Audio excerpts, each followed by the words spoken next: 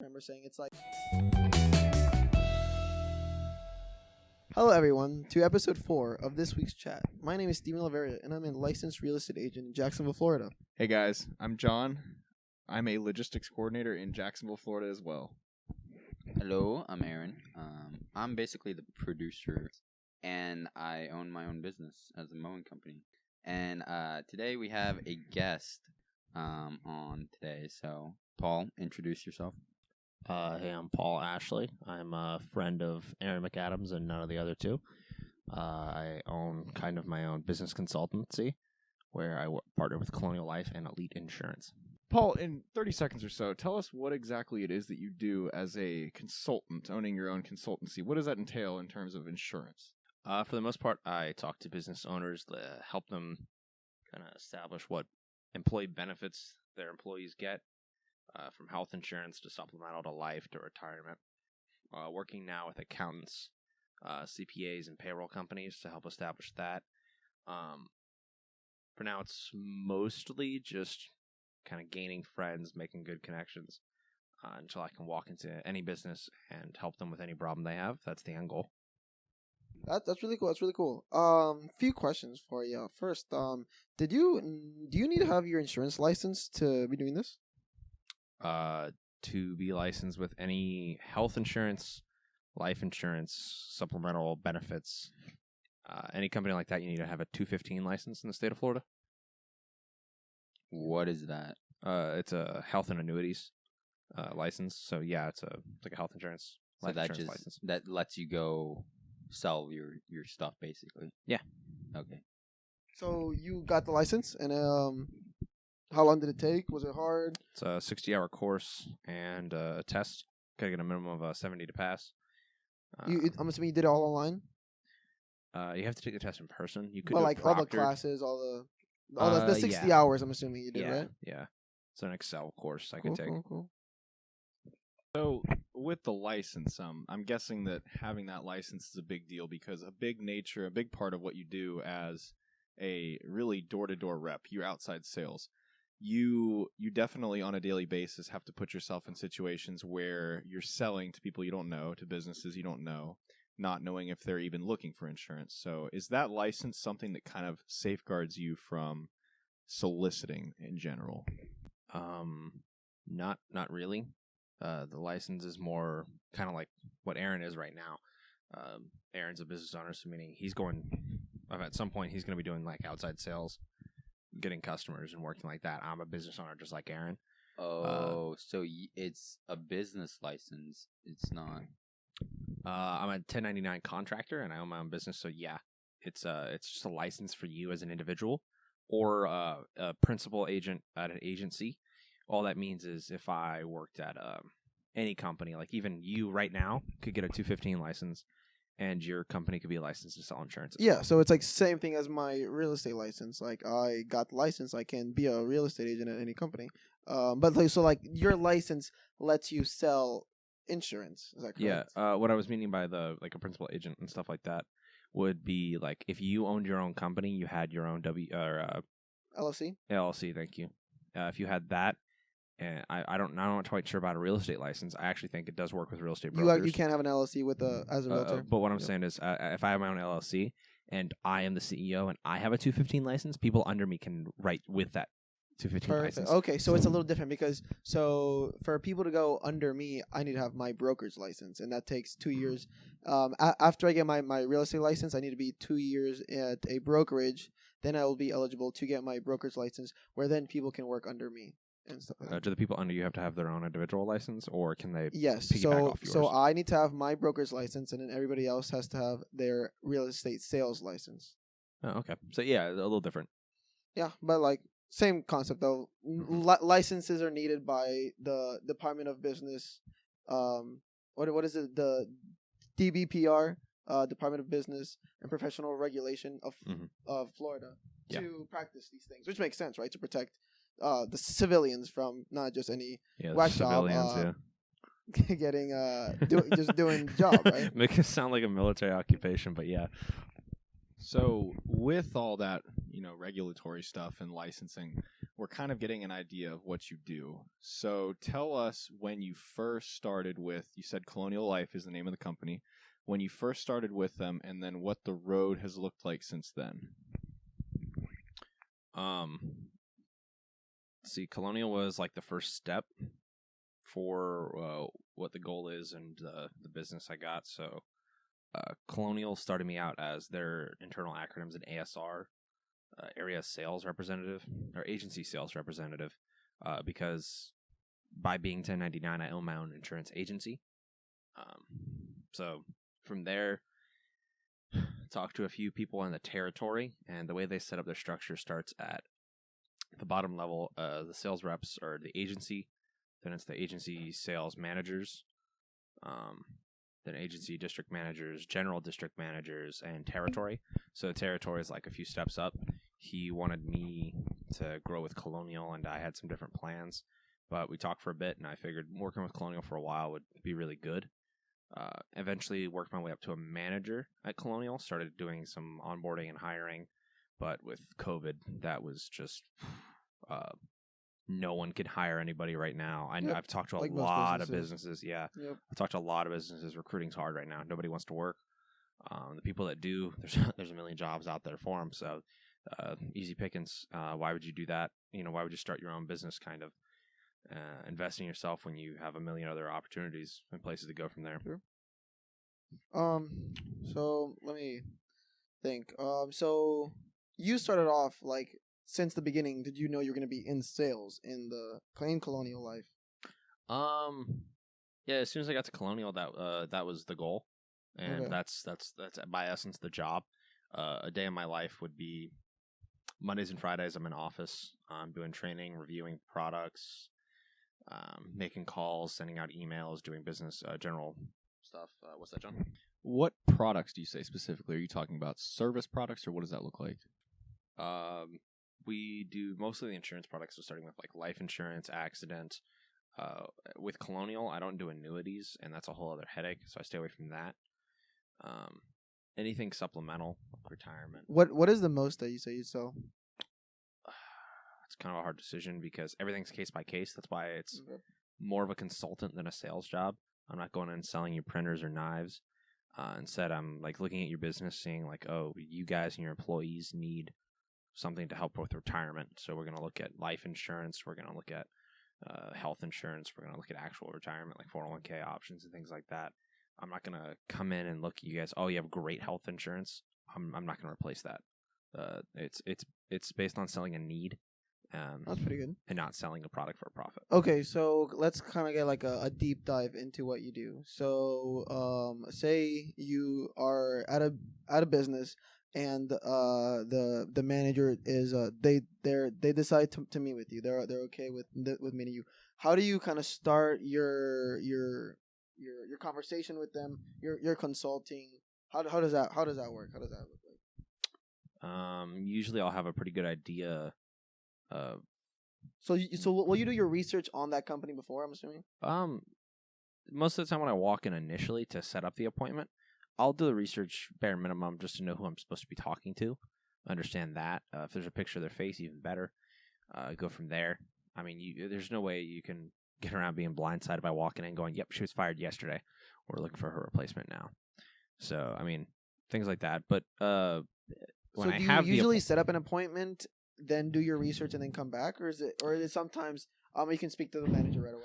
I'll be able to get a few questions off of like office managers, receptionists, other employees while I'm chit chatting and waiting for my opportunity to talk with them and schedule that meeting.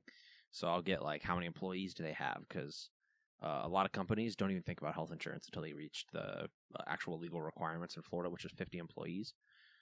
So some people won't even look at that. So then I have a few questions already on, like, what do you guys have? What are you looking for? I see you only have 5 employees. Health insurance, is that on the table? Is it off the table? It's mostly like I do a 2-meeting process. The first one's a fact-finding meeting. I just sit down with them. I ask them a lot of questions. I want to get a general idea of what the business is doing currently, how the business is doing, what's their 5-year plan, where do they want to be next year, 2 years from now, 4 years from now, 5 years from now. where are they looking to grow, where are they looking to expand. Is there like a type of business that you specifically kind of go for more often than others? I find I connect more with like electric, plumbing, general blue collar trade business. Really? Okay. I find like business owners are more willing to give me a chance. Makes sense.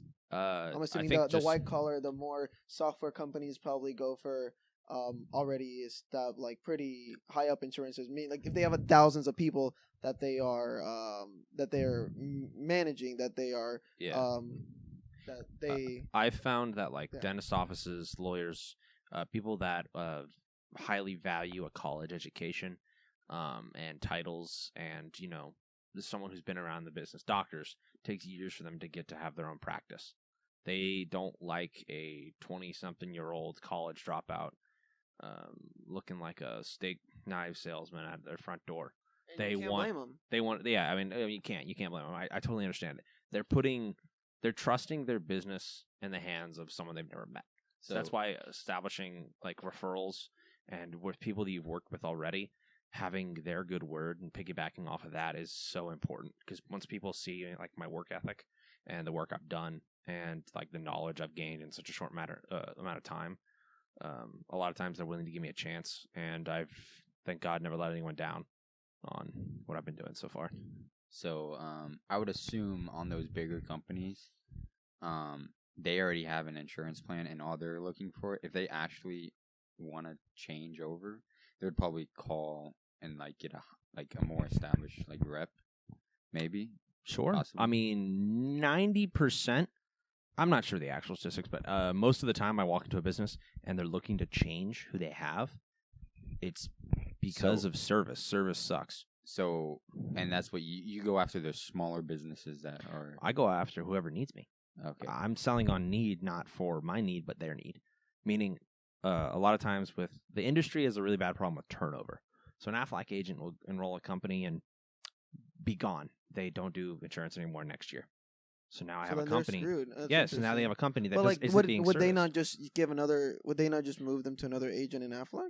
Oh, they could, but that makes it on the Aflac managers, the Aflac agent's manager, to step in and do that. And if he's busy with a million other Aflac agents that have dropped the ball on businesses, that's really interesting. I didn't really know. And it's just like what I was saying a second ago, is you're trusting your business in the hands of somebody you've never met, and they go and they represent a company, and they drop the ball. I don't want to work. I don't want to go with Aflac anymore. Their agent came in there, promised me they'd do their best, and never talked to me again.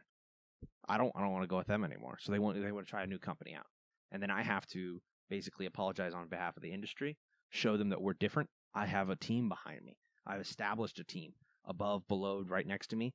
Everyone at the same level as me, under me, above me. We'll step in when I can. Okay, so I can have a question now to Aaron. So you shadowed Paul today. Is that right?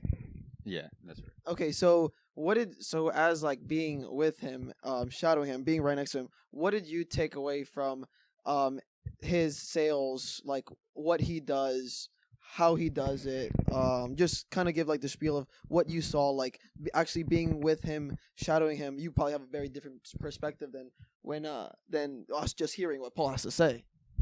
Yeah, so what I realize is that you're going into a lot of businesses. Like, from what I heard from Paul talking in the car is that he's been to a lot of these areas already and has gone into it, and you get rejected all the time because people already have their insurance plans and things like that. So you really have to, when you go in, you're kind of looking for that transitioning phase where they're looking for a new insurance plan, or they're renewing their old insurance plan, or like getting up to that level. Yeah. As from what I saw with Paul, I mean, like, Paul is hustling out there trying to he's going in full blind, knowing probably that he's going to get rejected in these businesses. And these things are like we went in dentist offices, realty offices, property management offices, and just general like contracting offices. So like on a regular basis, how many offices would you say you go in a day? In a day, most I've ever done was 80 in a day.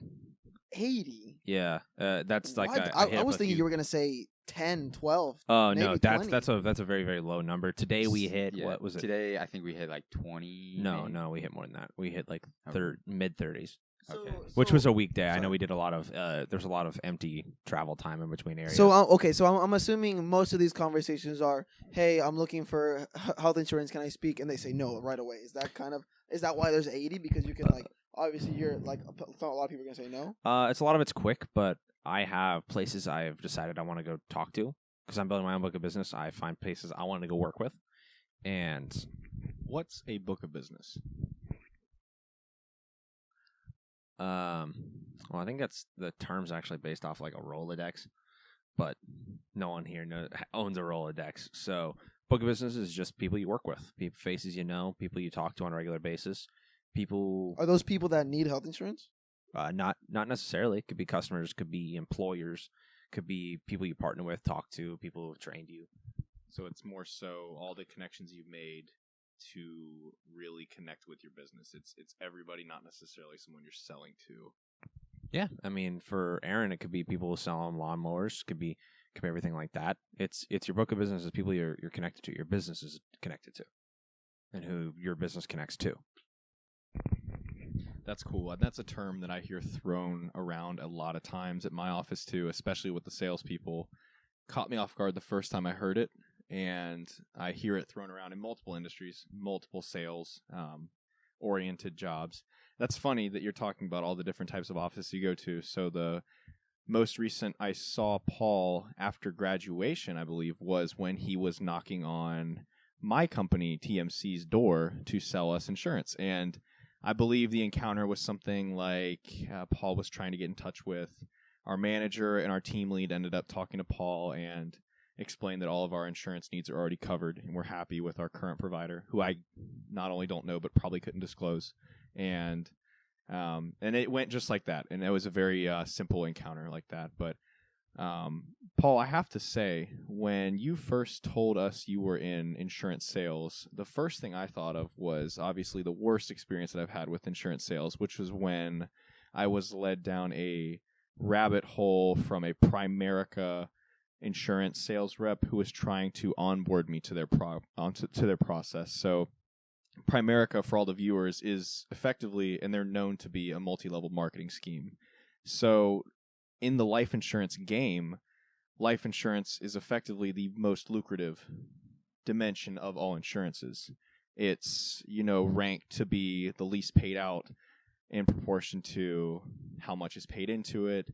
And because of that, a lot of places that do offer life insurance and a lot of salesmen in turn that do sell life insurance, they could see pretty good margins from that. So Paul, what I want to ask from you is, me being a skeptical individual, how do you quickly change my view about, a life insurance salesman, because that's part of what Colonial sells. How do you quickly differentiate yourself from a multi-level marketing scheme? Well, first off, you could just say pyramid scheme. Simplify the term, simplify it out. Well, so I think it's like an interesting thing because it's like you can call it cut code knives, right? A pyramid scheme, because it is, right? But then you can also make $500,000 a year, $100,000 a year doing it, right? So and it's like, and then like, is it a it is a pyramid scheme, but like at the same time, people do need knives, and you can make a lot of money from it. So it's like can something be sketchy and at the same time not be at the same time? Like, yeah, like if you're a stock trader, right? You can be on Robinhood playing some games, but they're like legitimate people doing it for their lives, and it's like perfectly possible job. Like, is it better than a W-2? Like, I don't like that's not for. I just one think person to in say. essence, to make it like a pyramid scheme, the whole design would be to pass off work and product and quality down onto lower people. And like the steak knives thing's a good example. It's not really about the steak knives. It's about making someone else pay for the steak knives and pay to buy them and pay to be into it. And they don't make money until they've recruited a certain number of people and they have to pay into it. And it's profiting off of employees and not product. I think the thing that separates, reputable companies from pyramid schemes is product. It's product and relationships built. So that's why I build my book of business. I go out and do this. I'm putting my name on it. I'm not saying, hi, I am Colonial. I'm saying, hi, I'm Paul.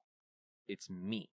Because at the end of the day, I also work with other, supplemental insurance. It's not just Colonial. Colonial was a starting point. I work with Elite too. They're a brokerage. So if I go into a company and they say, we've had Colonial rep we had worked here for 4 months, came in, really irritated us, was just unresponsive, unprofessional, rude, and left a bad taste in our mouth with Colonial. So you know what's kind of funny talking about pyramid schemes and all this. So right when I got my license, I got a call from a brokerage, one of their agents to come in and talk. And I was just kind of looking through a bunch of brokerages, and I was like, why not? Let me give these guys a shot. And then what I kind of realized when I got there, right? Basic small brokerage, right?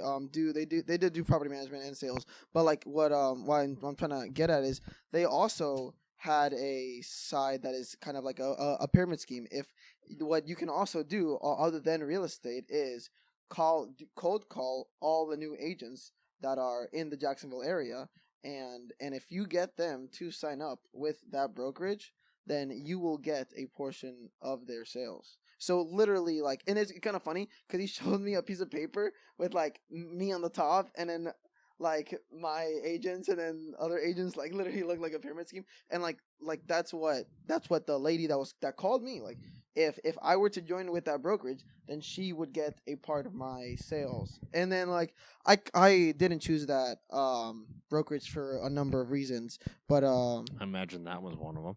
That was one of them. But like at the same time, that is a source of income. Like you can definitely that lady is definitely making money through cold calling, getting agents in that company, and them making money in that company. No, I mean, companies like that just don't last. I guess, I mean, it, like, I'd say probably a lot of them don't, but some do, right? It's like, again, Cutco Knives is huge. Like, everybody makes fun of it, but it's like, it's a huge company for a reason, right? My mom bought Cutco Knives back in... Any good? Yeah, they're still around, actually. They're still around? They're still good? Yeah, they're still good. Still cut? Still sharp as ever, so... So, back to the pyramid scheme, we'll call it, point. Primerica is very deceiving. I remember they approached me one time when I was working at Party City, at Regency, and he was making bold claims, like, you're going to be making, starting off, $25 an hour, with bonuses anywhere from $10,000 a year to $20,000 a year. So very attractive to especially like people out of high school, stuff like that. Primerica's been around for almost 50 years, and they're worth $1.7 billion. So I guess what I'm asking is, how is it that even with Primerica being, and they're not going to say they're not a pyramid scheme, how do they still continue to turn a profit when you're telling us the insurance game is based off trust and it's based off of quality? It's based off of providing a solution to a need, not necessarily making money. Well, just like any business, it is about making money. Some companies do it off of consistency. Others do it off of just getting a company and leaving. I can't speak to Primerica's products. I haven't known. All I've ever known was it's kind of a joke. But it's the same way as they get employees, is if you have to pay to be an employee at like every other pyramid scheme, then that's probably how they make money. I wouldn't know. I can't speak to that example. But I imagine I hate to rag on Aflac, but it's kind of like Aflac will... Dang, Aflac. But, so, I mean, kind of going back to what you were saying about business making money, right? Every business at the end of the day is for making money. Like a hospital, kind of interesting. They're saving lives. So, like, obviously a need. But at the end of the goal, there's a whole finance department, and a big part of their job is how many surgeries can we get in to make as much money as possible, right? Like, so it's like, I guess, a fine line of like, how are you helping customers, helping people to let's not screw over your customers, right? But I kind of want to switch off topic from that to the the sales part. Kind of that was what I was most. Oh yeah, we kind of got interested, sidetracked from your original question there. I'm sorry about that. Is like going into no, like I'm awesome. I want to hear everything about everything in business, but going back to sales, like okay, so how many of these like 80 companies that you say you go through every day? How many would you say you get an appointment or you're able to at least talk for at least 5 minutes to a supervisor manager? I mean, it's a good question. It's really hard to tell though. Like It depends 20 on or 30 or 10? No, I mean from that day I did 80. Half of them already had what they had with someone from inside the company, and that's why I've decided to like slow it down a little bit. That was a very very planned to the T route. So actually, kind of funny. I was going to ask you this before, but I didn't have time. Is so there's something in real estate called farming, right? And it means like sticking to one location and learning everything about that location. So you know everything about that location. If everybody asks you, do you kind of like are you kind of in like one side of town, one street, one block, and going through the businesses in this area first, or do you kind of just scatter and go around anywhere you can get?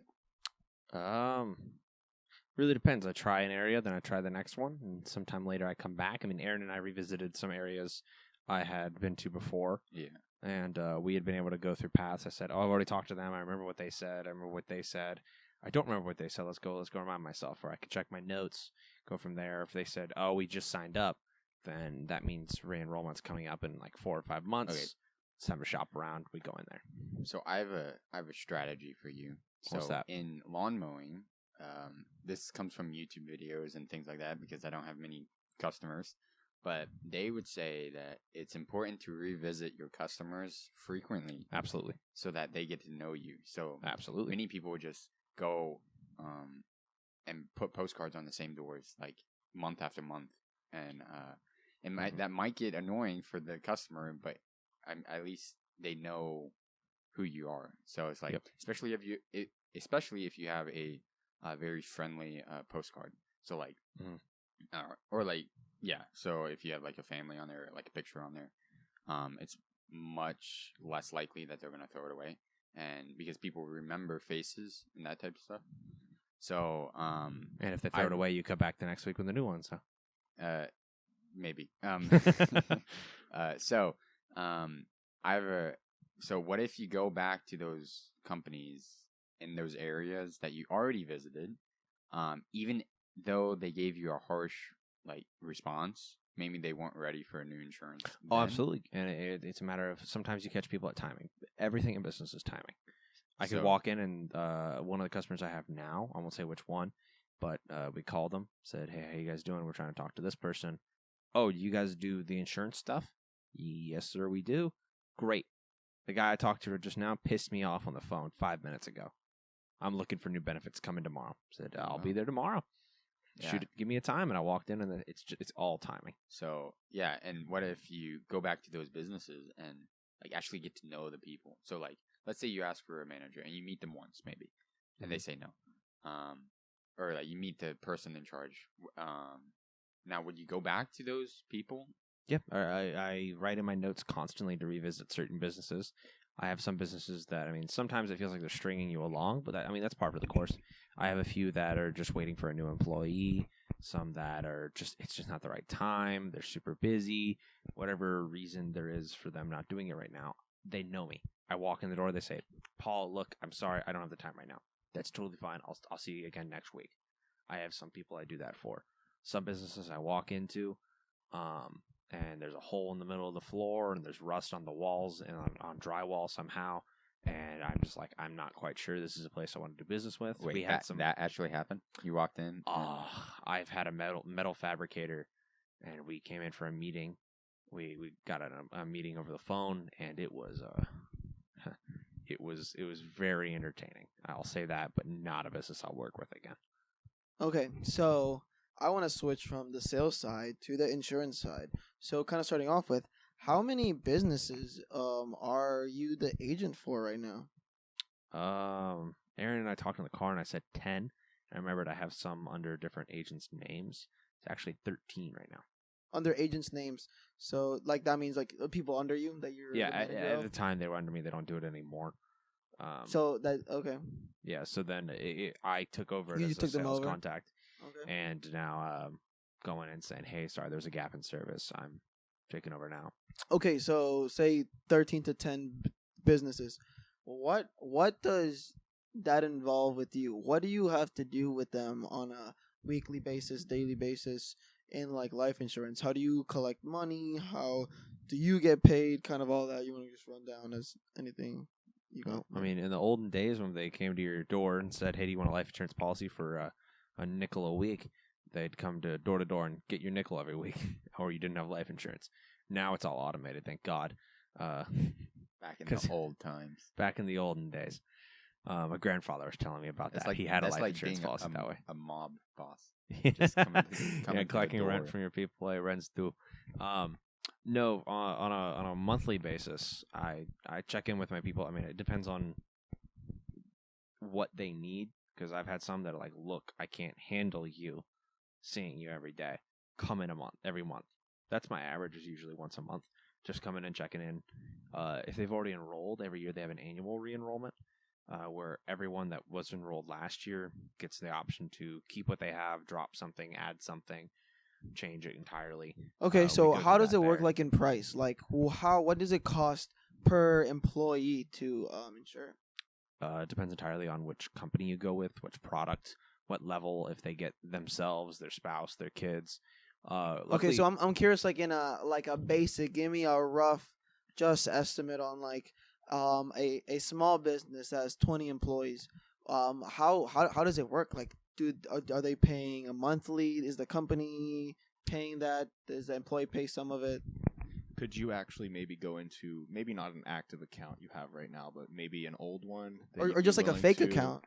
or yeah, even something that models an account that you do have, because we definitely are interested in the financials of it. Yeah, and like I really don't know anything at all about life insurance, and I'm like curious Yeah, to you know go like into what is specifics. exactly that you do other than the sales. but like I was part. saying with the reason I like Colonial and their business model is once you get a product, like if you right now got a, let's see, something based on age, critical illness policy.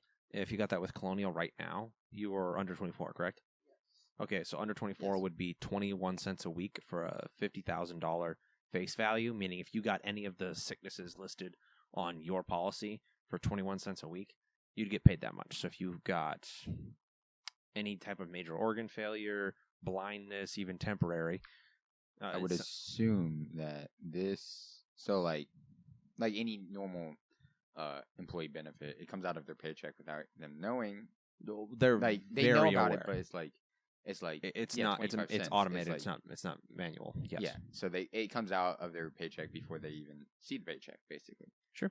And But they do get the benefits, so like they get Mhm. whatever you just said. Sure, and there are some different ones you do pre and post tax. Like you can pay all the benefits before you pay tax on your paycheck, so you actually save money there, which is really cool. There's some policies you don't want to do it for, like some life insurance policies. If you do a pre-tax life insurance policy, you don't pay tax on what you put into it. That makes your dependent. So if Steven, you had this, if you had a life insurance policy and you did it pre-tax instead of post-tax, and you were to pass, your dependents would have to pay tax on, say, the $1 million life insurance policy you paid on that. Okay. So Which is not good. so do you have a software where you see hey, all my 10 businesses Yes. paid boom this month and Yes. exactly what they have. Mhm. And what else in that software, what else do you look for? Like what else, like if somebody didn't pay or something went wrong, do you like how does that kind of go? When you open that software, when it's like the first of the month, I don't know when a company actually gets Everyone billed. has different Has days, different dates. depending. So then, like, when do you kind of what do you click on the software? You open it up. What do you kind of look for? What different features does the software have to help your customers? If a customer does need the the life insurance, how is that process taken? Do you have to do anything? Talk to the manager or anything like that? Yeah, so we have a business owner or decision maker that are separate. So sometimes the business owner will always want to be at the meetings, but they'll just say, "Hey, talk to my office manager, Teresa." If they're lapsing in payment, I'll go, "Hey, Teresa, how's everything going? You know what's going on?" And answer your question a second ago too. It's it's all kind of tied together. It's just service and me coming in once a month. Do you have any new employees? Do you have this? What's going on? If they haven't paid, I talk to them about that. If they have a new employee that needs something new changed, if people get married, I have to change names. So on the 10 businesses you have, you regularly will come like once a month to the business and talk to them just about everything, like you just were Just how saying. business is going. Okay. What they need on the insurance side, anything I can do to help. Because, like I said, I have a lot of connections too, and I'm working on growing my connections. So if they needed health insurance, I can talk to them through that. If they were looking at it, if they were shopping around for other things, if they needed someone for landscaping, I have that too. Thank you. I'm doing some research about you, Paul. So you are, as you said before, an agency development manager. So sales is really just one part of what you do. You've got recruiting, new hire onboarding, business owner meetings. Thank you for looking at my LinkedIn, yes. Product demonstrations and training classes. So the software that Steven's asking about, are you actually tasked with not only looking at obviously your accounts on a daily basis or a weekly basis or whatever you deem necessary? Are you also, how close are you monitoring the people that work under you? So mainly how I manage people, it's just like businesses. You really have to, it depends on the person, just like it depends on the business, what they need. If I have a person that as soon as I get them going, they're like a little toy soldier, you crank them up, you push them on their way, and they just start going. I go up, let him go, and I'll check in on them, say, how you doing? I like to do every Friday, I do a one-on-one. Say, hey, where are you at in business? Where are you at in life? How's everything going? Because stress in personal life carries over to work. I mean, it's kind of unavoidable. It just happens. So it's like, hey, buddy, how you doing? Because I see him almost every day. We're like friends. So some people need a little more management. Some people really don't. They just want to stop in and say, hey, I have a question about this. Oh, you do it like this. Okay, thanks, bye. And I don't see him for another week. I mean, and that's just how some people work. I mean, you just got to have an honest conversation with someone, sit down and say, hey, look, how do you learn best? How does this work? Be honest with me.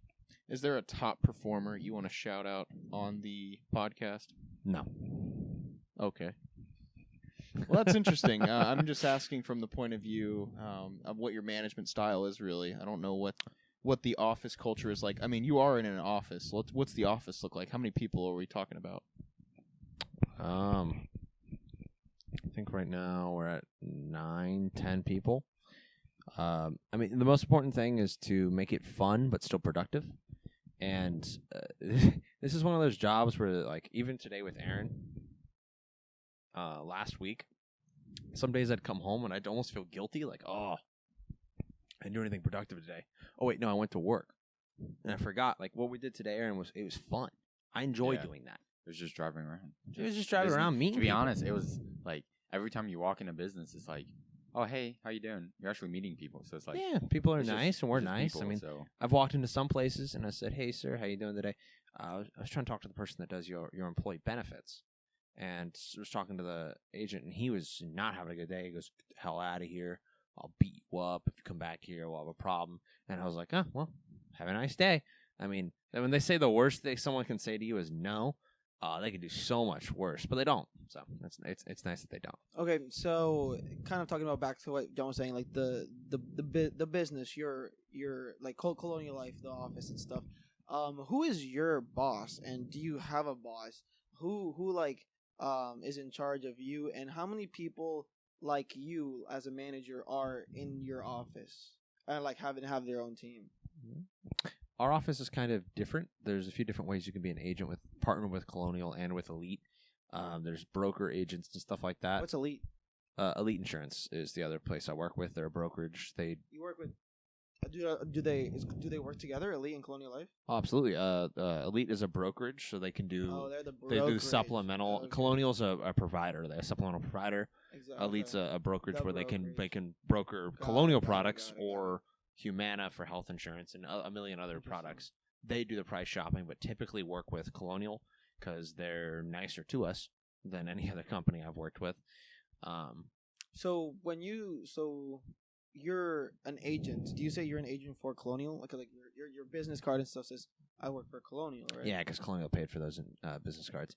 Uh, But yeah. like so okay, so kind of interesting because you said Elite is the brokerage. How do you get paid? Is it through Elite or is it through Colonial? Both separately, actually. Really? Yeah, because does that Colonial will pay me, and Elite will pay me on medical. If I'm not licensed to do a few of the. Are you licensed to do medical insurance, health insurance? Yes, 215 covers both. Okay. But I'm not licensed with one of the companies we at Elite partner with. Okay. So instead, I just get a referral. They just give me a flat rate Referral fee? referral. Okay, so I kind of forgot to even talk to you about that. So your pay. So what is your split? Like you said, 20 cents a week is what you charge, right? So let's talk about how much money you make. Like not how much money you make exactly. Like what do you get? 5% of the account? Do you get what? How does that work? The different ways you get paid. With Colonial, it depends on product. Where dental, the company doesn't make a whole lot of money on, so I only get like 8%. So you get 8% of the monthly income that the company is getting. 8% of what we call annual premium, because what you pay on a policy is just premium. So annual premium, I get 8% of it. So do you get do you get like 8% a month, or is that all in one chunk you get in the beginning? I like the way Colonial does it. They actually pay the first 10 months up front, and then months 11, 12, or 11 and 12 get reserved, because on occasion we'll have accounts that hold something back, or a employee will just stop paying, or they'll leave, and instead of taking money from you, they'll just pay off what's owed to them with that reserve. But I mean, so you were talking about like Elite pays you. Does Elite pay you a different way, or is it kind of? Yeah, unless I specifically write certain different companies, I'll either get a referral fee. I'll get just a flat out commission. I get 30% of certain medical providers. So let me get this right: is Colonial Life just life insurance? No, they actually do more. They do a lot of supplemental things, meaning they can do. Are they health insurance? No, they don't do health insurance, but they supplement health insurance. But then, so with Elite, if a company that you're working with needs health insurance, you can use other companies that Elite I can works use with? Kansas City Life, New York Life. I can use Aflac. I can use Colonial. With them, I can use anything I want. Okay. But typically, I don't use the duck. Yeah, I'd say we wrap up questions, guys, for him, and then we can give Paul like a last statement of everything he wants to talk about life insurance stuff. Yeah, Paul, it was great to have you on. One last question I have for you. Being a successful younger guy, you're 21. It's generous, thank you. You are, yeah, absolutely, man. You're 21. You're thriving in an industry that you not only like, but it's paying the bills, and you see a future with it. It is doing that, yeah. What do you see for the future of Paul Ashley? Is it at Colonial Life? Is it at a agency development manager? Like, what are you eyeing next, like 5 years out and even 10 years out? That's a good question, and I'm still working on my 5-year plan. I'm still looking at where I want my own business to go, because I am partnered with Colonial. I'm my own business. I'm my own business owner. I'm 1099 at both companies. My end goal is kind of what I said earlier, was a business consultant. I want to be able to walk into a business and help solve any problem they have.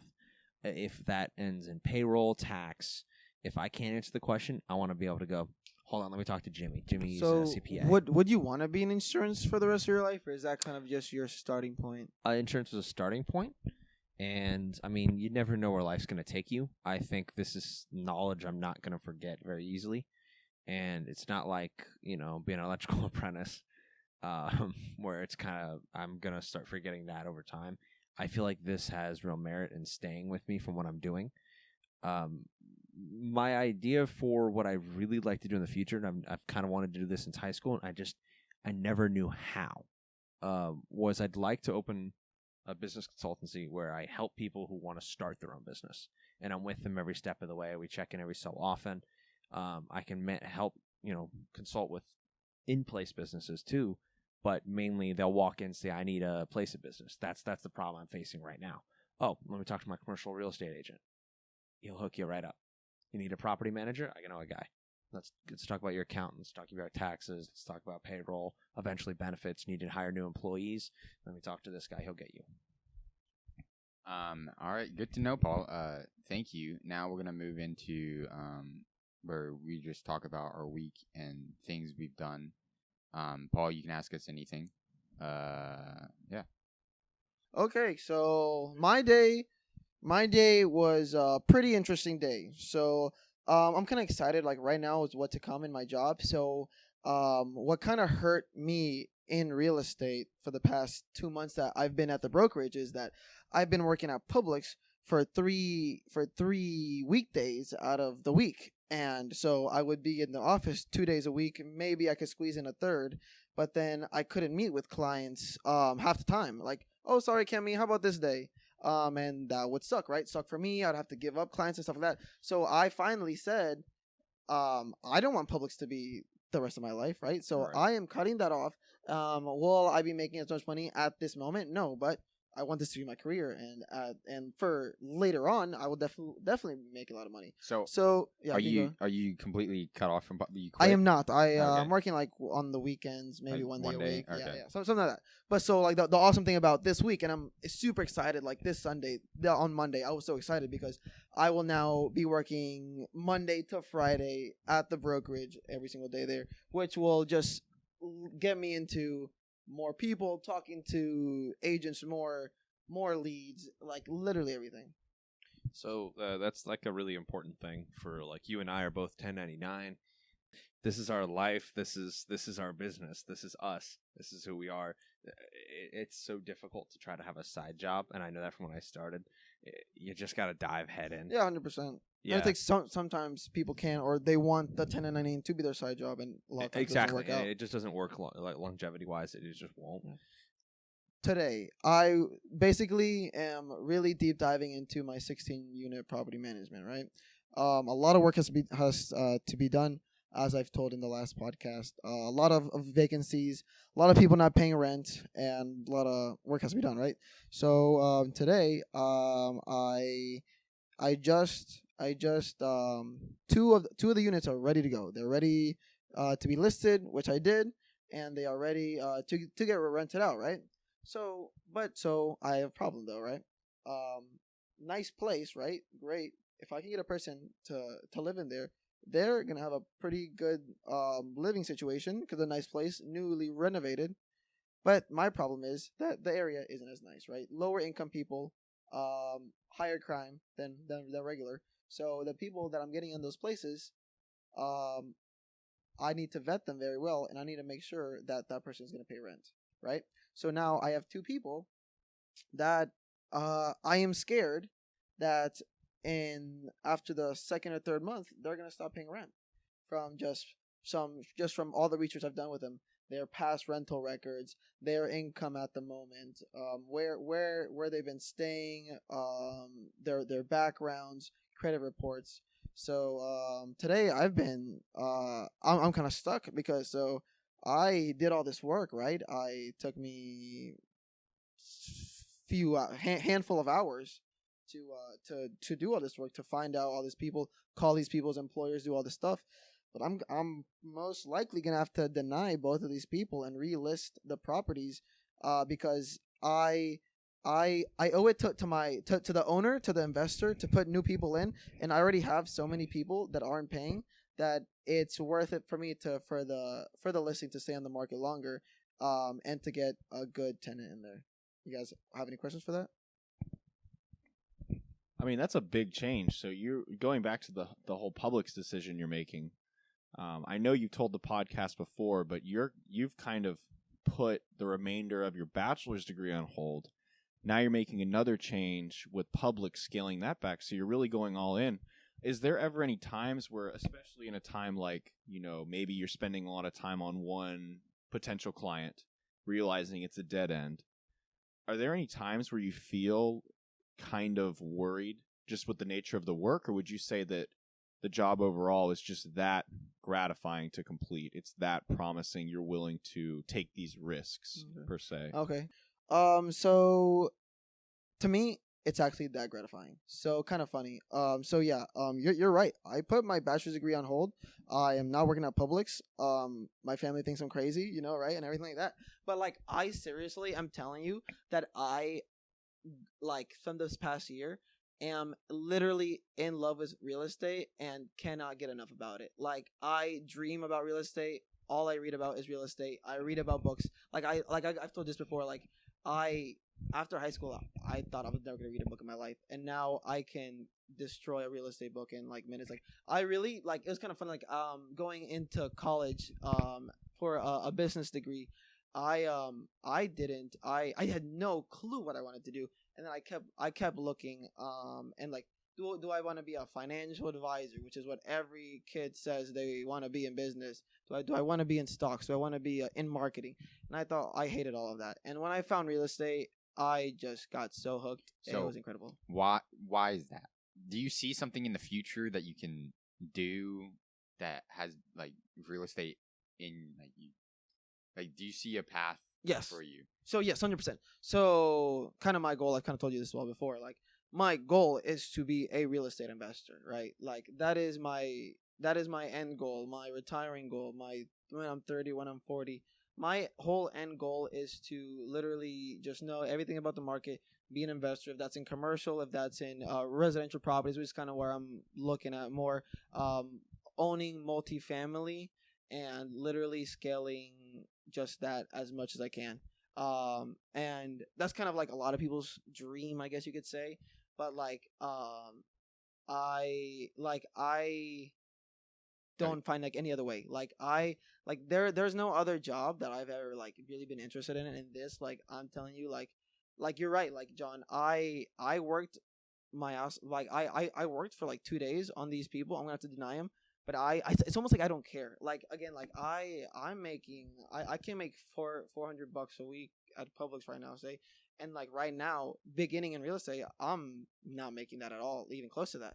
But it's like, I enjoy the work. Like, it's so fun to me. Even like, it's kind of funny because sometimes I'll just be in the computer by myself in the office alone, and I'm like still having fun. And sometimes I even think about it. I'm like, how is this fun for me? Like, how is sitting in an office doing this fun for me? But like, it really is, because I know the end goal. Like, I know that, like, I'm gonna work my ass off, like, right now in real estate, like, becoming an agent, learning everything I can possibly know. So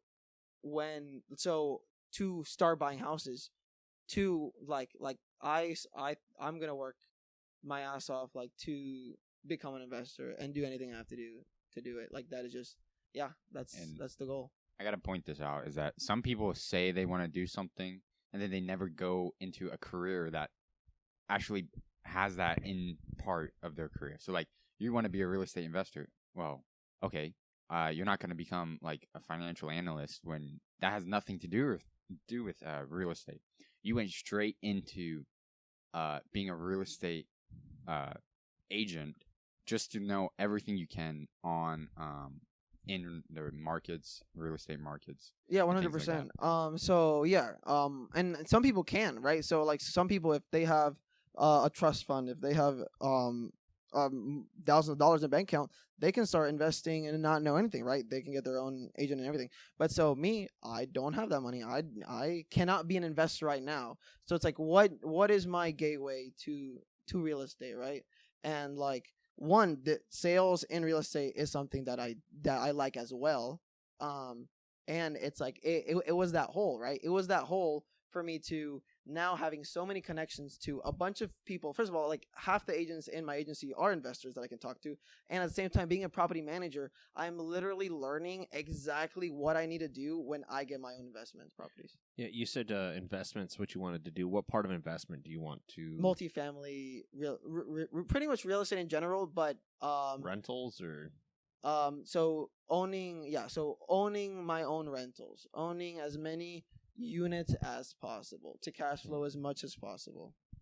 And then so like, in the beginning, say late 20s, 30s, be my own property manager to my own properties. And then after having enough, scaling that to hiring my own property manager, to hiring another agent when I have so many units that I don't have enough time to do all that.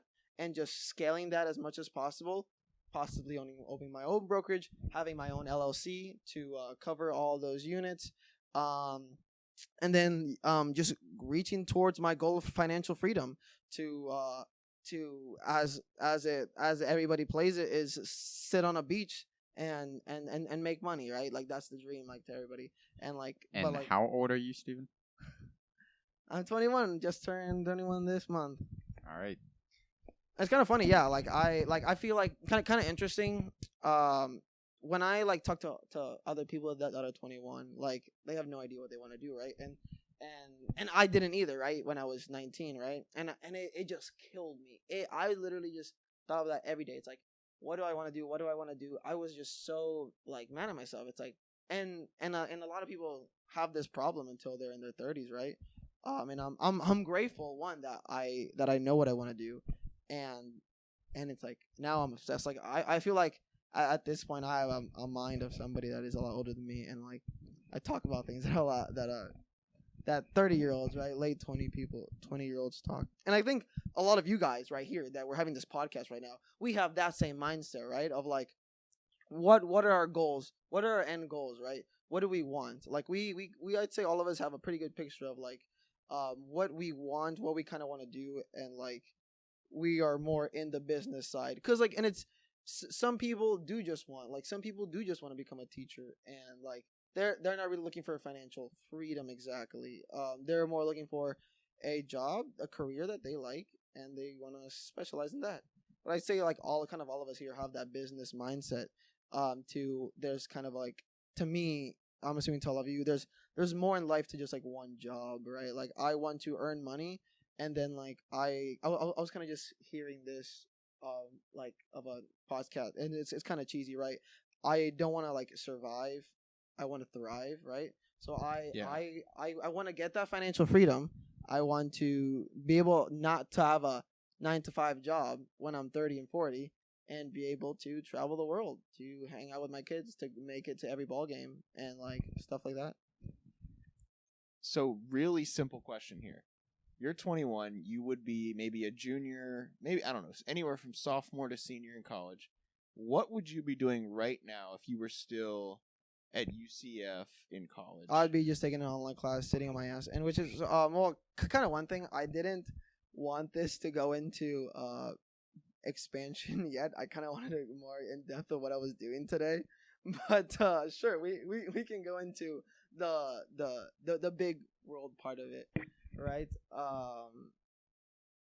And this is kind of a reason why I left Orlando, why I left UCF, and especially through COVID, it was a big impact too.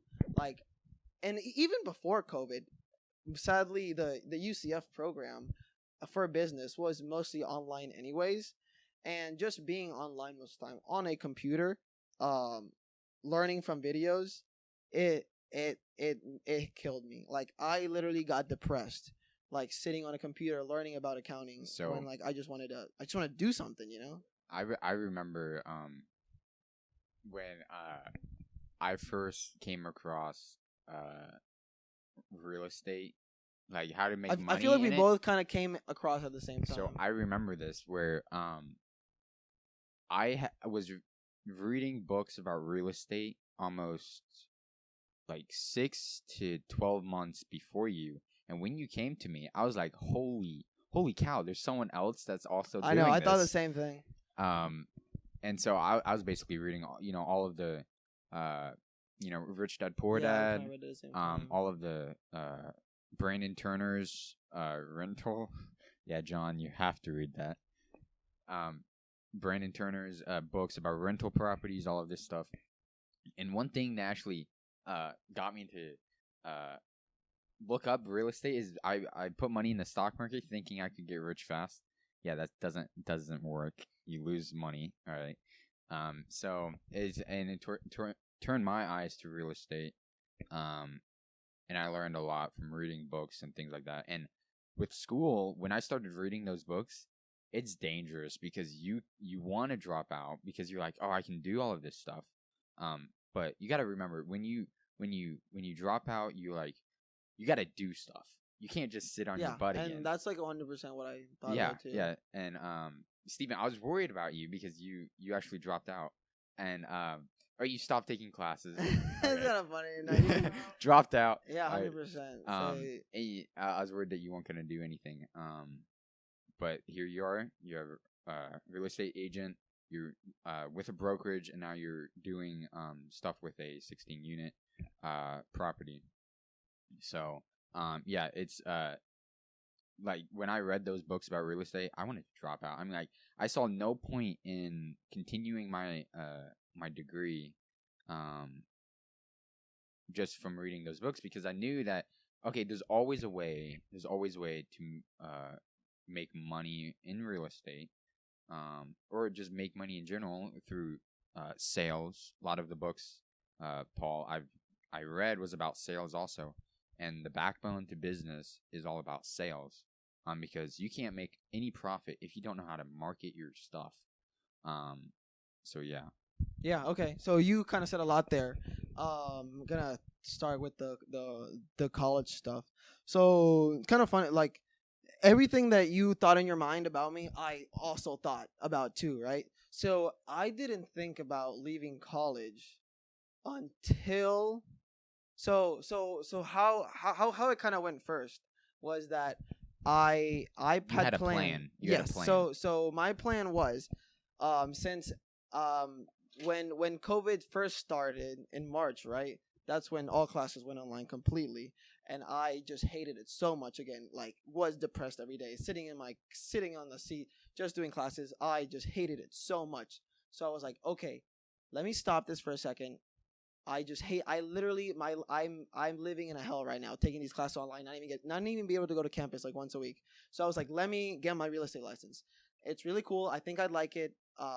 And then I was gonna find. I want to find in-person classes because that's the thing, right? I hated being stuck in my computer, right? So I looked up like a bunch of courses, right? And then I luckily found one really big company that was 7 minutes from where I lived, and they had in-person classes. So that was kind of the big thing, and at that point my goal was I'm gonna get my license. I had not even thought about moving back yet. I'm gonna get my license, take this semester break, go back, start working in Orlando as an agent or using my license. I didn't really know how the process worked yet, and then just start classes back in the spring, right? And then when I was going through the classes, thinking more about it, learning more about real estate, how it works, right?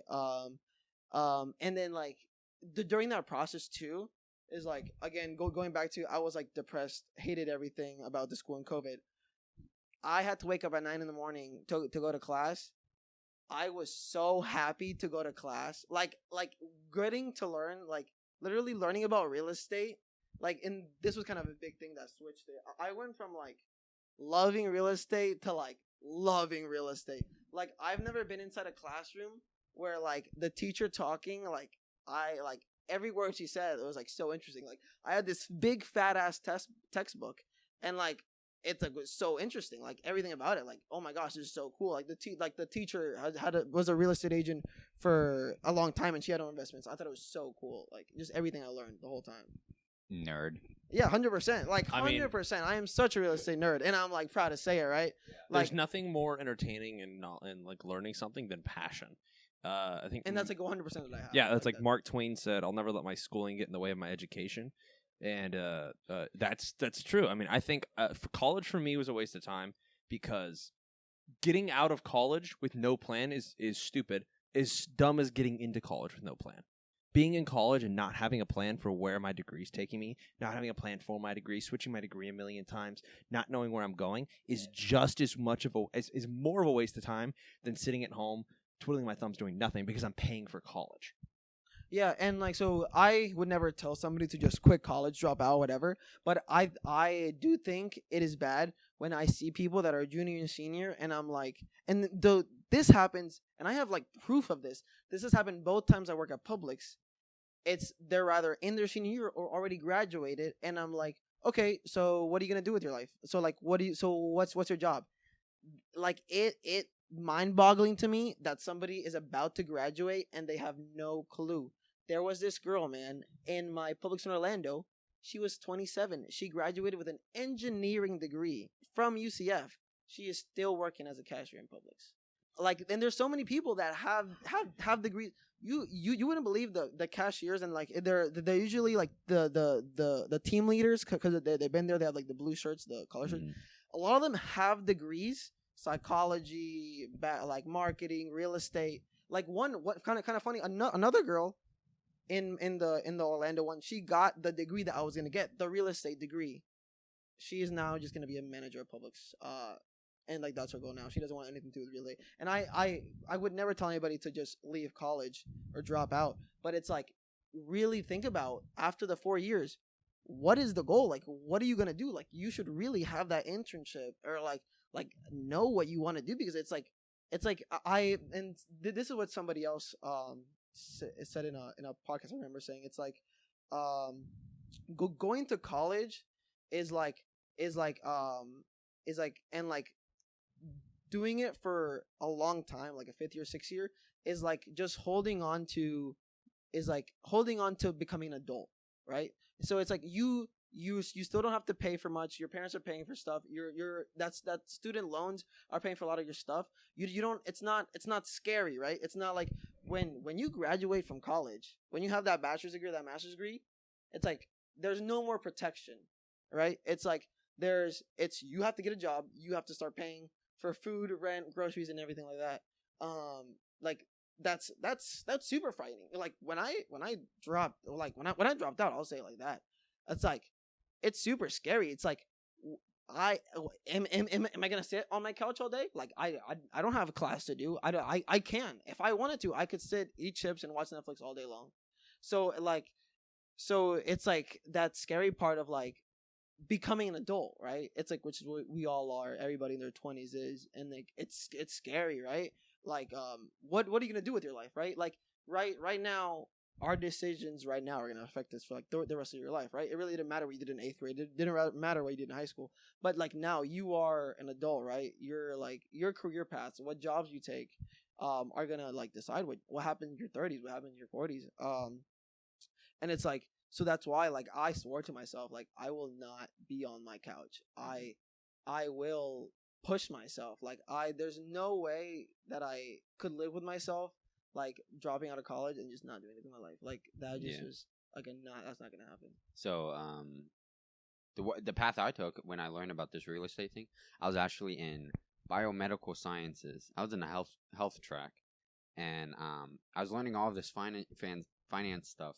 So here I was studying chemistry, like 8 hours a day, and then the extra 2 hours or 3 hours at night when I had time, I would look up financial YouTube videos and read books and things like that. So I was like, why am I? And to be honest, I did not care about chemistry. I mean, I could get a good grade in it, but dude, I hated chemistry. It really hurts me when people say that they're getting a degree like just to get the degree. Yeah, it's like, yeah. Like, so, it's like, man, like, you're gonna hate yourself, and when you're doing that job for the rest of your life, like, you're not gonna have something else. Like, I'd say it is worth like having to take more classes, or starting over, doing like an electrician, a trade, or something else, even though you have to backpedal a little bit, because it is way better than like doing something that you like. So when I learned about this financial stuff, so I did a complete 180. I changed my major. I went into accounting because I knew real estate, there's accountants, and I wanted to know all the taxes with real estate, because I knew from all the books, it's just taxes are what kills property. If you don't know how to manage your taxes and try and get as low taxes as possible, your investment property could go down the drain from all the repairs and things like that. So when I learned about that stuff, instead of dropping out, I just switched majors into accounting field, and I knew I was gonna go somewhere with that, because I was gonna learn it all. That's dope that like you took the step, and like a lot of people, right? They switch majors, and it's like Like you should, right? You should like Yeah. find out what you want to do. I think like the most important thing is when you're young is to try as many things as possible. Mhm. So like you don't hate what you're doing for the rest of your life. It's like, oh, I just want to be a doctor. Let me just do this, not try anything else. And a lot of people realize when they're really a lot older what they actually want to do because they finally like try different paths. But so I kind of want to stop switch topics a little bit from like the big conceptual stuff to more in deep of like job that I'm doing right now, and then I guess for next person when it's your turn, we can kind of go again with the big stuff. Okay, yeah. So I kind of let's because so- we can talk for 5 hours if we wanted to, but like we don't have that time. So okay, so I kind of kind of all chip in. So okay, so I'm kind of just gonna go for like 10, 15 minutes about my day just regularly. You already did. No, but I had like a million more things to say. Okay, You- quickly. Okay, Quickly. no, but you guys made me switch topic. I Sure. didn't want to go off like Okay. that on my like life dream and stuff.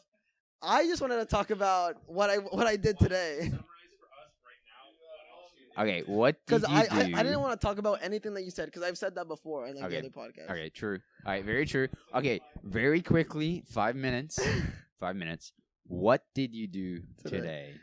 So I wanted this to be the long part, but you guys gave me the big boy questions, so I kind of wanted to go off because I always do when somebody asks me that. But first I want to say what Paul asked before because he hasn't been in the other podcast where I kind of talked about this. How do I get my leads, right? And that's a good question. And a great thing about I like that helps you in traditions realty, my brokerage is there's a lot of ways to get leads, right? So the number one way that we get leads, right, is that we have something called floor duty, which is you are the agent on call at that moment. If the phone rings at that moment, you're the one that answers it. All those leads that come in at that time, they come to you. So 3 times, 4 times a week, I'll be on the phone for a few hours, and I'll be in the office. And if any call that needs an agent, I will be the one. If there's a listing that somebody wants to see, I'll be the rental agent for them. I'll show it to them. And then I'll get that commission to be the rental agent for that person, but for showing them the house.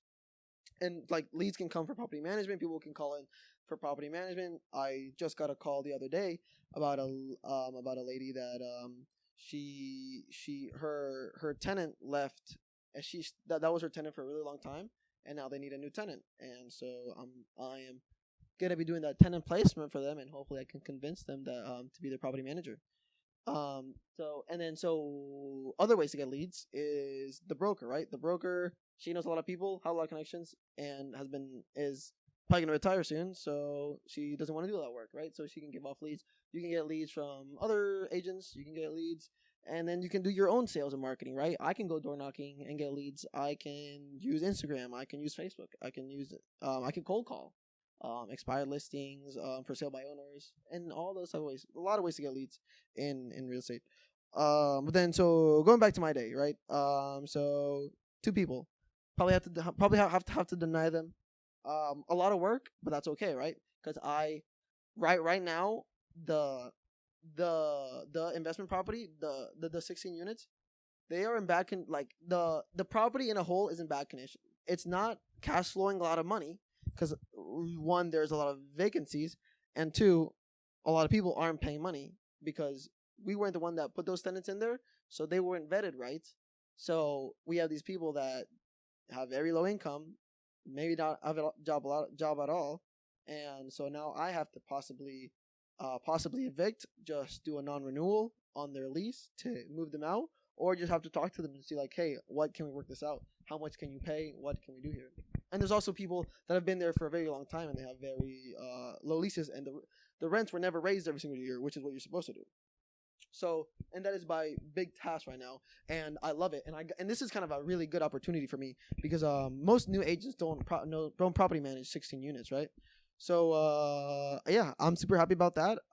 Is it time that I lost, right? I didn't make money on vetting those tenants. But it's going to be well worth it at the end because I'm going to hopefully find some good tenants that I know will be paying every single month. What else did you do today? What else did I do today? That's a great question, which is not going to take up too much more time, but kind of funny.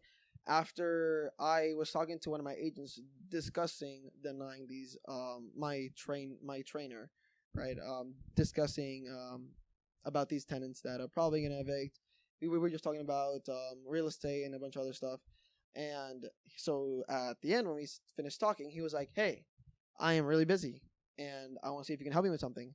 And he's like, "I have these other properties that I manage, and since the market is so hot right now, the owner of these properties, she wants to sell them, and I don't have enough time to do this. So I want to partner with you, and I want you to co-list these with me." So, and right when I said that, I was like, "That's awesome! Yeah, hell yeah, let's do it." So yeah, so now I get to do my first sales. I get to do my first part of sales in the real estate industry because I've been doing a lot of property management, a lot of rentals. But obviously, sales are harder to get when you're 20 years old. And I am very happily getting to be a listing agent for 2 houses, and I am super psyched on what is yet to come. I'm going to be working on that tomorrow, talking to the owner, and hopefully making my first 2 deals and signing some contracts and becoming a actual sales agent. Any you guys want to talk about that? Very cool. John? So co-listing, I'm guessing that you're the more novice Yes. realtor in that deal. So what's the split look like? Are The- you the- doing most of the work and he's getting? What's the split look like? Do you know the financials? The split's of going it? to be even, 50-50. Kind of, I'm going to be doing most of the work. He's going to be doing most of the brains, right? So kind of makes sense. I'm going to be picking up more calls. I'm going to be talking to the owner more. I'm going to be talking to the tenants that are in those properties. I'm going to be doing more of the rough work, and I'll be giving him what I get from all that. And I'd say, and I'd even say that is worth 50 to make it a 50-50.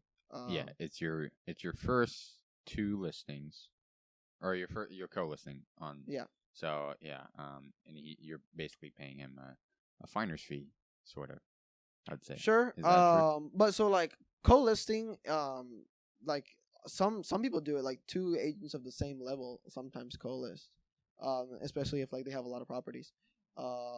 So like it's almost like it's a very normal thing for people to be co-property partners in property management, which I'm also doing that.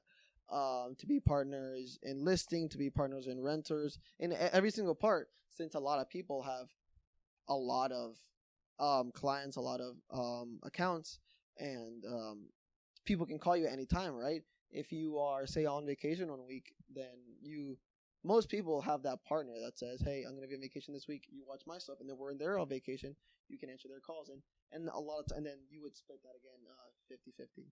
A lot of different reasons to co-list, to be partners. All right, very cool. We're gonna switch it over to John.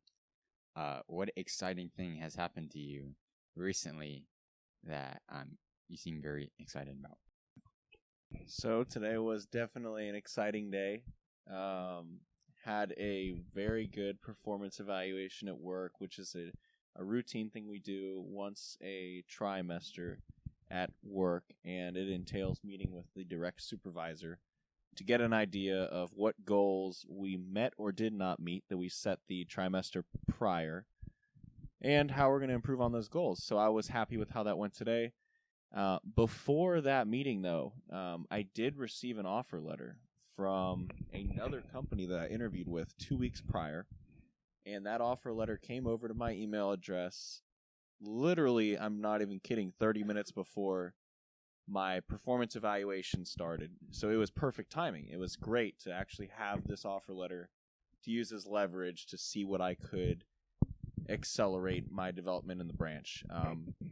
That's definitely something that my general manager has been telling me, that, hey, we're going to have a position for you that you're going to like. Just bear with us. We have to pull strings to get that position made. Well, I guess the moral of the story is once you have an offer letter, things happen a lot quicker because you find out what you're worth, and bringing that offer letter into the performance evaluation completely flipped the script. My other manager, the general manager, he came in on the meeting. Initially, it was just me and my direct superior. And basically just told me, what's it going to take for you to stay? So we came to terms for a new role. Now I'm going to be an official leader in the office of the operations team. And short story is I'm staying with TMC, even having an offer to work with another great company that focuses on international shipping, but still absolutely stoked to get both a raise and to get a much wider range of responsibilities formally now. So today was a good day. I've got no complaints over here. That is awesome, John. And again, I have to say congratulations, man. Like, that is awesome. Thank you. Again, you're working 40 hours a week, full-time job, and doing college at the same time. Really cool. Really awesome. Again, congrats. Most people at 21 aren't doing what you're doing. And then so kind of two questions I had for you. One, why would you say that they thought of you as so valuable? Why couldn't they let you go and pick somebody else? What is it that you're doing that other people aren't doing that they think so highly of you and they didn't want to lose you to somebody else?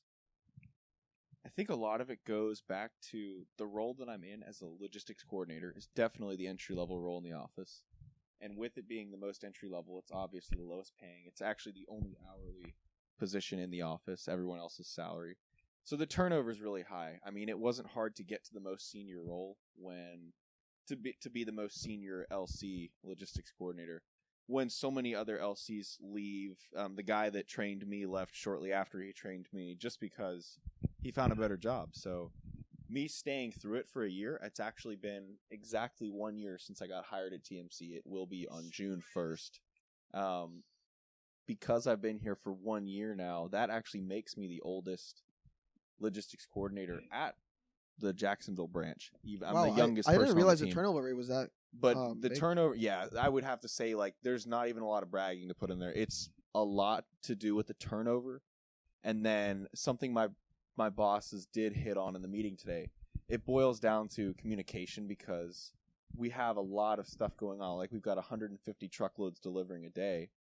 If we have no connection or no conduit, they call it, between the coverage side that finds trucks and the sales side that finds customers, then we can't move anything.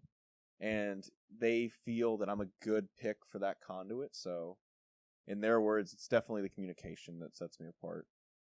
That's great. That's great. So we kind of talked about it a little bit before, but I'm still not sure. So what is this new role that you have? What is it exactly you will be doing differently now in the job? So the official job title will be something along the lines of what I was before, logistics coordinator, but now it'll be logistics coordinator team lead. So the specs are still waiting to hear all of them as far as like what the compensation is going to be exactly. But I do know the rough job description. It's going to be direct supervisor of a team of 6 within the Jacksonville office, as well as the way the position's intended to evolve. So are you managing people? Are you managing managers? Is that right? I'm managing people. No, they're not managers. Right. And then also taking on a responsibility of managing people in another office that's actually in Columbia, South Carolina. I'm not too familiar with their office, so I'm not sure if that would entail me flying out to meet some of them, but how does that work? You managing people in another office, like, it must be hard to manage people when you're not at the office, right? Right. To be honest with you, I'm not 100% sure with how that's going to play out. Like, are you going to be the same level of manager that you are at this branch that you will be in the Columbia branch? Right. The exact same level. They actually, to my knowledge, the 10 offices at TMC that are all across the U.S., there are no logistics coordinator team leads yet. I believe I would be the first in a formal position like that. So are there team leads from other states that do what you're going to be doing to Columbia? On the logistics coordinator side, no. But a team lead function that's already built into every branch is every branch already has their coverage team leader and every branch has their sales team leader. I would be a team leader for the department that we call operations that connects the two. So it's really, it's honestly something they should have made a while ago. I think there's a lot of reason to have a team lead that's in charge of answering those questions, like why is there no communication between here and here?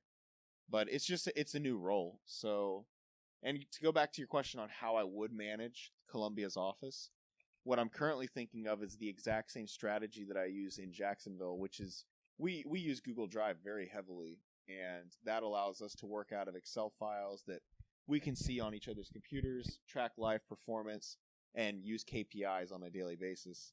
And Columbia, it would be more so a matter of me setting them up a Google Sheet, running the what we call macros in Excel to generate their daily workload and tracking to see who's getting what done. And it's really, I couldn't tell the difference if they were sitting in my same office or 300 miles away from me. It's, instantaneous with Google Drive. So Okay, that's interesting. So, kind of what I'm kind of hearing is that they pretty much give you a lot of freedom on how to manage them. Like, is there not a set way on you need to be doing this to manage these people? Is it kind of, hey, this is the end target goal, you're in charge of getting to that end goal? Well, I have not been under the impression that there's any SOP at all yet for the logistics coordinator team lead. SOP, what does that stand for? Store or standard operating procedure. Just because it's a new role, the only thing I can model this role out of as far as how I'm going to do performance evaluations for people, how I'm going to hire new people, how I'm going to provide recommendations, I'm just going to model what the sales and coverage team leaders already do, using their same strategies that I think that I'm going to, pick between the two, what I like from each side. But yeah, there's definitely a lot of freedom. There's certainly a lot of freedom. And I think a lot of it's going to be me doing the exact same thing I already was doing, because beforehand, I was already training the new people that came into the office directly after I hired them and making sure they fit in the team and even deciding to some extent where they would go on the team. So it's really just a formal classification of what I was already doing. But now having to be accountable for their shortcomings and the team's successes, it comes with a lot of, I would imagine, more stress on that side. That's the big change. Okay. So would you say that you're basically just doing managing, or are you also just doing truckloads, talking to trucks, trying to know where materials is going and stuff like that? Or is it just now you're a manager, you're not in charge of that anymore, you're just making sure that everybody else is doing what they're supposed to be doing? That's funny you say the word manager, because right now the actual name they're going to give to the position, I don't believe it's going to be logistics coordinator team lead, because the way management wants to divvy it up, and this just goes back to who does what, they don't want to create a new name, so they're going to recycle an old name and use that as my title, which may be operations manager, Southeast operations manager, something like that. I would prefer, and this is just my preference, not having manager in the name. I think team lead's a lot more personable, a lot closer. But then again, are you doing the actual work at all?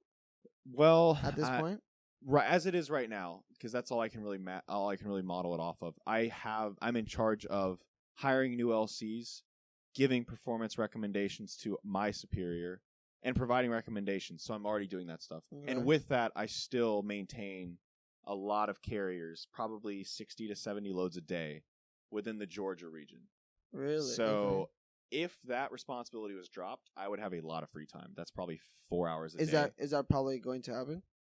I couldn't tell you exactly, but I would imagine it would if I had to take control of the South Carolina office. Really? Okay. It'd be hard to do all the things, because then we're talking about, would I take accounts over there too? How would that look? Would I have to do their Georgia freight? I mean, it's a lot of things they got to answer. Interesting. Okay, okay. I also want to tell you guys another good part about my day. Apart from TMC flipping, I sold a chair over across the other side of town. I'm actually probably not just as proud of that. I'm obviously really happy about the promotion, but this chair was sitting in my house for a long time. Threw it in the back of my pickup truck. Had a lady reach out to me on Facebook. Hey, I'll give you, $40 plus $20 for gas. I said, done. Drove it across town right before we met, actually, at this podcast. And that just shows you how far the garage sale hustle gets you. So Yeah, and I guess we have to go to talking about what we did this weekend, which was more Garage garage sale sales, hunting. and Aaron's got a lot more to talk about that side. So Aaron, why don't you go ahead and open up? So I did my fair share. I went with John about 2 weeks ago to my first garage sale hunt. And he had stuff to do that day, I'm pretty sure. So we didn't spend very long at the garage sale. But he goes out and buys stuff, and I'm wondering if this actually sells resale. So he goes out and sells it on eBay again. And so he goes out and buys stuff. Didn't really see what he was looking for. I bought stuff for my mom's birthday. Mother's Day. Was it? No, it was my mom's birthday. Oh, birthday? Okay.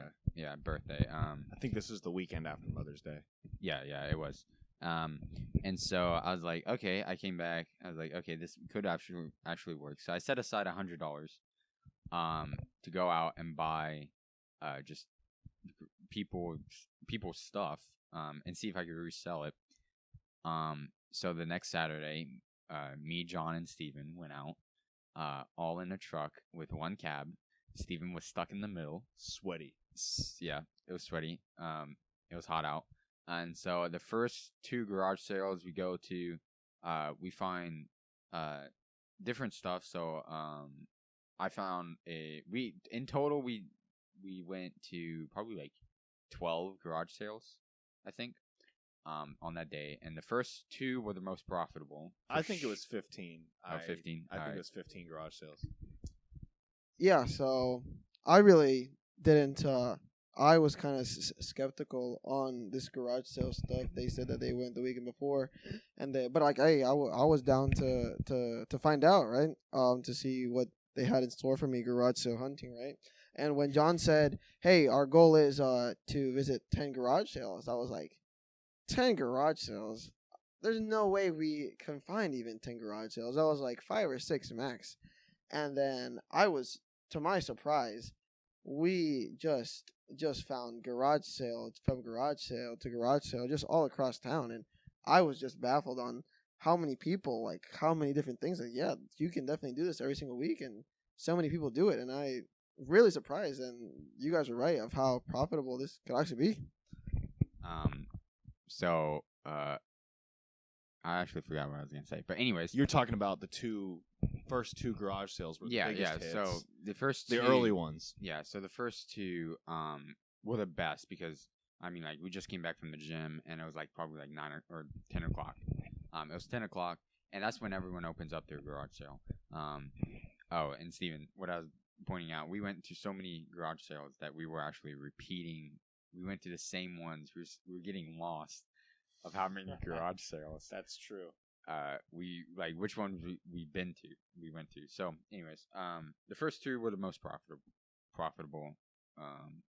Actually, I'd have to say Actually. number 11 was the most profitable. Oh yeah, The Okay, toy true. reseller one. You got to tell us about the big hit you had there. Okay, so well, the first I will. But so the first garage sale we went to, we found a tool set, and John bought some books and things like that. So this tool set was like 260 piece Husky tool set. It had 2 pieces missing. So I bought it for $90. Bought the 2 extra pieces online, and so now it's a complete tool set, which I could sell. But it's a really good tool set, so I'm probably gonna keep it. But let's get to the 11th garage sale about. So there's this this toy guy, right? And so we went up to him. He had a bunch of toys everywhere. Brand new toys. Brand new, not open. And we were looking around, kind of scanning eBay, things like that, to see how much we could resell it for. And I find these Star Trek collectible, like, action figures, and he had 7 of them.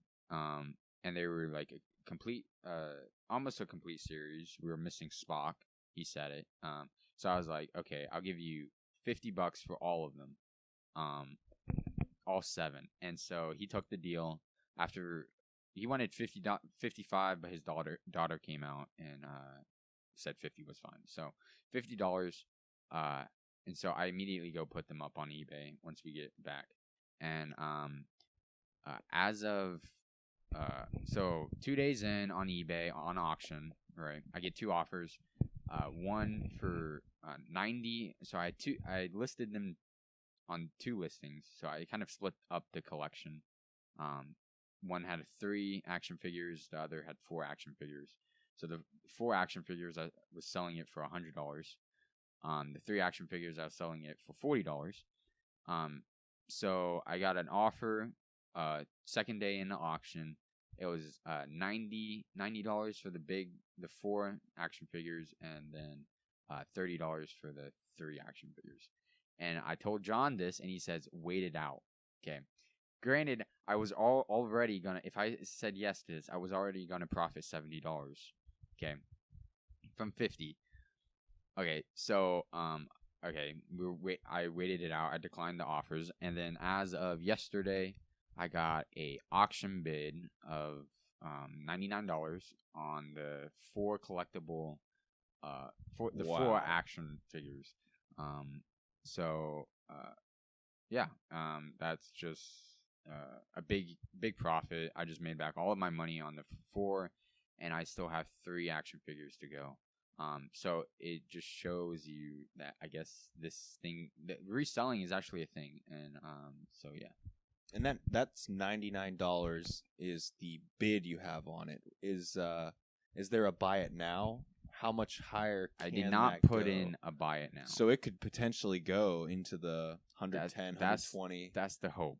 That's the hope. Right, So right. That's the reason why I originally did not do that lower offer amount, because on eBay you have the option of doing a lower offer or bid at the auction. So that lower offer amount I did not do. And someone bid at the higher auction amount, the actual $99. And yeah, and I like to point out this was a different person than the guy that did the lower offer. So Right. Yeah, man. Again, that's really cool, and I have to say, when you bought those action figures for $50, like, since me not knowing anything about like reselling toys, action figures, or garage sale hunting at all, like, I was scared for you. Like, even though I did see on your phone that they were going for more than what you were gonna buy them for, I was scared. Like, is this guy gonna lose all his money? Is he not gonna lose money just because me not having anything? But like, I'm assuming you definitely knew more than me, and just taking that risk. Like, congrats, man. I was happy for you, and I'm like glad it was it worked out. And I would like to point out that I bought this with set aside money that I knew I could lose. So it was like, even if I bought these action figures for $50, I could lose that. I'm like, it's the most I could get out is just sell them for a really discount price of $20, $30. Yeah, exactly, Yeah. exactly. I could still get money out of it, but yeah. The moment I looked up on eBay of one of those action figures was going for $30, I knew this was like a steal. And he wanted, it came out to roughly $7 per action figure. So yeah, I pay $7. I could easily sell it for $25 on eBay and probably get a bid on it. That's crazy. That's a lot of untapped value. Yeah. So John, I'm glad that you got me into that garage sale thing, because to be honest, I had no clue if it was gonna work, if it was actually a thing. Now, granted, it's only a $50 profit right now. Hopefully, it becomes a what is it, like $70, $80 profit when I sell the other listing, the other 3 action figures. But hopefully we can go do this more, and hopefully make it profitable. So have you gotten any bids on the other 3 action figures? And when does the bidding end? Is there like an end to it? How does that work? Yeah, so eBay has this thing where auctions end 7 days, or you can restart the auction, and they have like a optimization where you can lower the price by like 5% or something like that. And John knows more about eBay than I do, because he's been doing this for a while, or listing stuff on eBay for a while. As of the other three collectible action figures, I can say they're collectibles. No, I have not gotten other bids on them. So even to be honest, even if I lose, I can lower the auction by $5, even $10, and heck, I already made profit. So I'm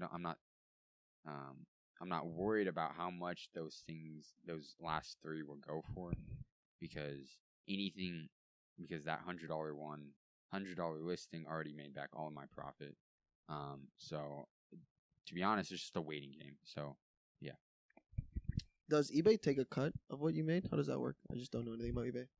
eBay comes out to roughly 14%.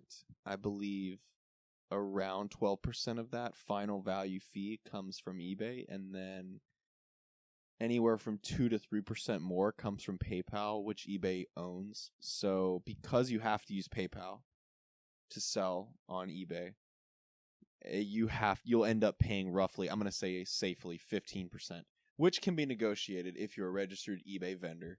I believe you can get your rates down to as low as 5%. But for reselling purposes, typically the bigger cost is going to be the shipping. Aaron shipping these action figures, let's say the 4 that he sells, I predict he's going to sell them for $100. Those 4 action figures, yes, he's making the shipper pay for that. He's making them pay for that extra, which means that extra amount that he has to pay is not going to get a final value fee taxed on. But let's say that Aaron offered free shipping, and which would make his listing more attractive, maybe make his product sell for $110. Who knows? Usually the cost of shipping is going to come out to anywhere to like up to 20%. And for me, I just sold golf balls on eBay, and I paid about 25% of that with shipping. So it's definitely you're getting hurt with the shipping category. But is the buyer paying for shipping, or did you pay for shipping for the golf balls? The buyer did pay for shipping, but anytime you think about the shipping side of it, shipping still hurts you, because if shipping was cheaper, you could price it higher and the buyer would still buy it for that higher price if he doesn't have to throw a bunch of money for shipping. I hate having to list things. I've got a poker chip set, that big board that I bought for like $2 at one of the auctions. I think it's going to sell final value with everything added. It's probably going to sell for $35. $22 of that is shipping. So it's almost, for some cases, it's not even worth it.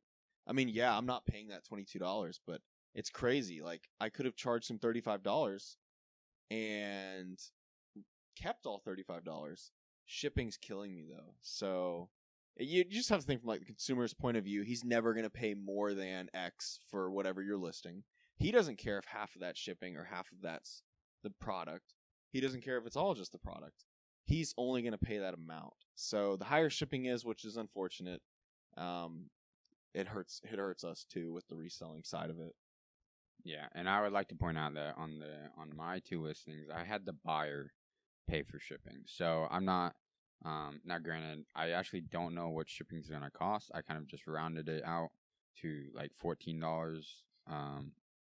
But granted, these are the action figures are not as heavy, so we'll see what actually how much it is later. So yeah, I was a big believer for the longest time, and I think I've sold maybe 50 things on eBay at this point. I was a big believer. Do free shipping at all costs. Consumers love it. They'll pick your product that's $100 free shipping over $75 same product, $25 shipping. They love seeing free shipping because it goes back to the subconscious belief that the seller's offering me something free. That means everything I'm paying is going straight to the quality of that product. So he's almost taking the hit of shipping on himself. But I've changed my point of view just because it's valuable to have eBay not take their cut on the shipping fee. And that's going to add up over time. Who knows how much you're going to sell on eBay? We don't know. But I definitely changed my view on free shipping being a must. I mean, I think that eBay takes too much to not opt to have part of that not taxed. Yeah, I would like to point out that I don't plan on doing this as a full-time job. It's just kind of like a fun thing. Sure. Um, Yeah. Absolutely. So we're gonna see. We're all here for real estate, right? True. Yeah, that's pretty much what it is. So You don't want to be flipping when you're 65? What?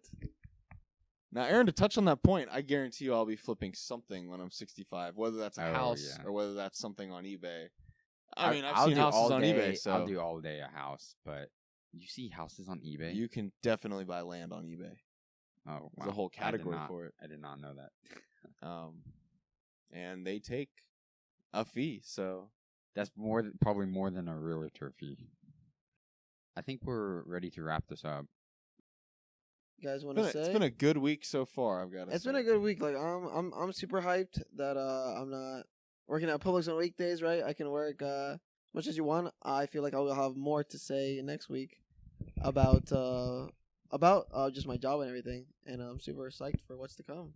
Thank you, Paul, for having you on. No, thanks guys for having me. This was fun. It was very enjoyable watching you guys playing footsie under the table and talking about really cool stuff that I care about. Okay, that was not happening. If you made it through this all the way through, I will give you no money. Congratulations. All right. Thanks for tuning in, guys. Thanks for tuning in. Episode 4. Have a good one.